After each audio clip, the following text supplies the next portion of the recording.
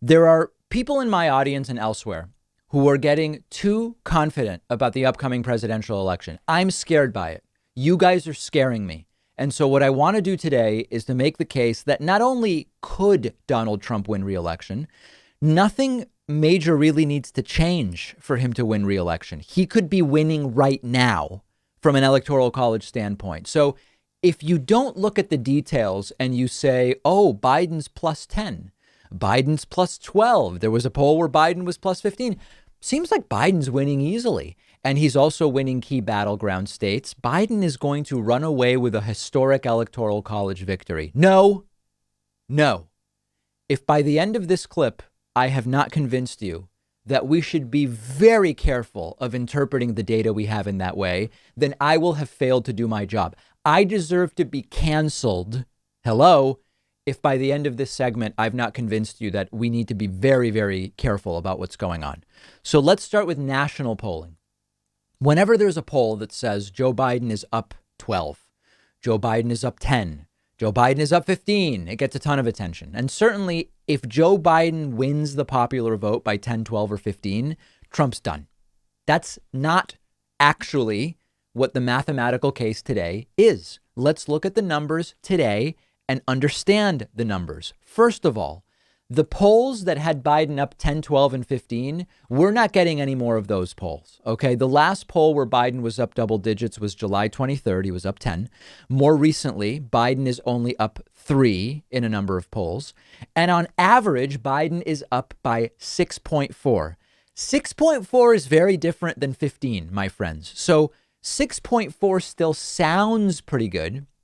But understand that if you look at any individual poll, you have to understand the margin of error. Hugely important. So, for example, the latest YouGov poll has a 3.3% margin of error.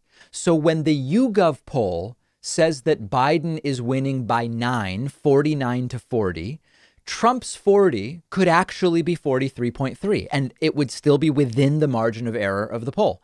Biden's 49 could really be 45.7. So a poll which promotes as a headline Biden plus 9 could really be Biden plus 2.4, and the poll would still be correct. This is why we have a confidence interval and a margin of error.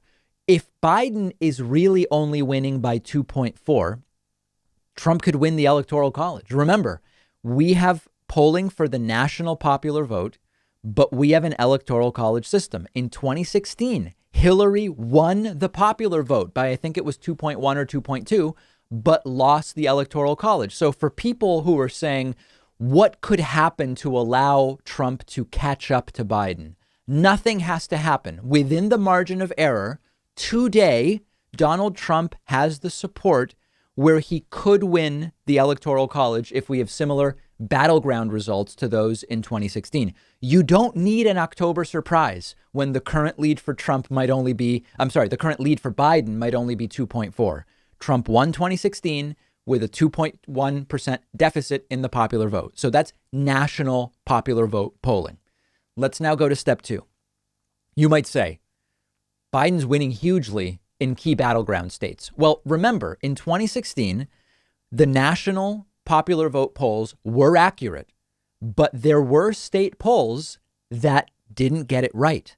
State polls had some problems in 2016. So Hillary was winning the polling in Wisconsin going into the election. Trump won Wisconsin. That's just one example. So once you concede the national polling that looks like a big lead for Biden could actually be like a 2-point lead for Biden.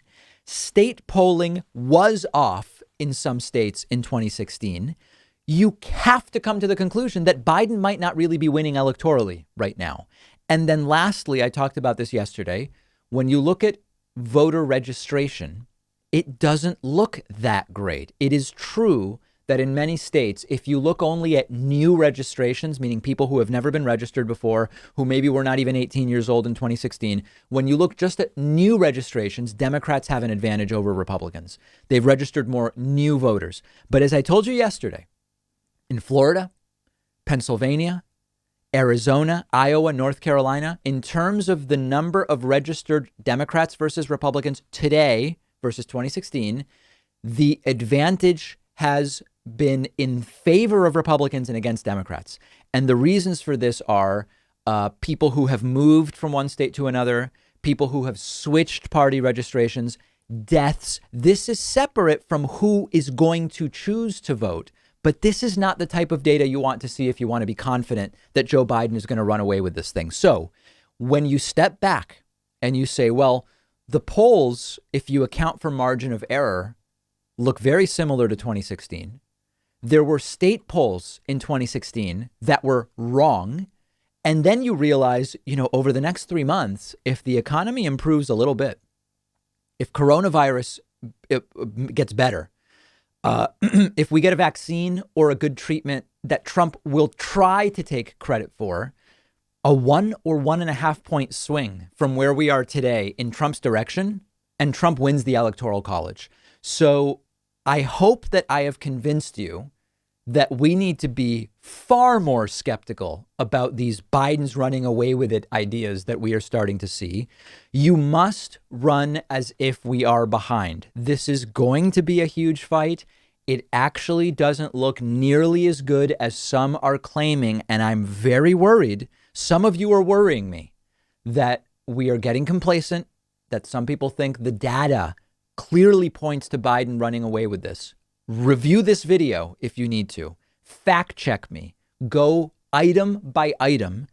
And if you do, you can come to only one conclusion, which is that there is not actually evidence to say right now that Joe Biden is going to easily win in November. He might win hugely and he might lose. And we're going to have to fight this. We're going to have more coverage of this on the show's Instagram page. David Pakman Show is our Instagram handle.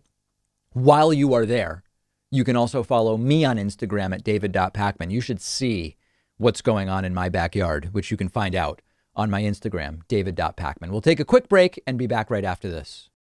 If you love feeding your intellectual curiosity, but you're always struggling to find the time, check out one of my all-time favorite apps called Blinkist. Blinkist lets you consume an entire book on your way home from work.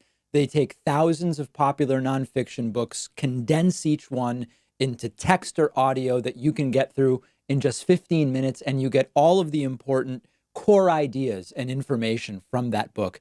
It's perfect if you don't have enough time to do all the reading you want to do, or if you just want to sample a book before you buy the entire thing. I recently read A Brief History of Time, of course, by the great Stephen Hawking. This is a book that I have been aware of for so long, and other things got in the way, and it was fantastic to check it out on Blinkist. Blinkist has books on politics, philosophy, science. They have 27 different nonfiction categories, and a subscription is only about $8 a month, and you get the entire library. But you can try it totally free and get 25% off a subscription when you go to Blinkist.com/Pakman. I've put the link right underneath this video.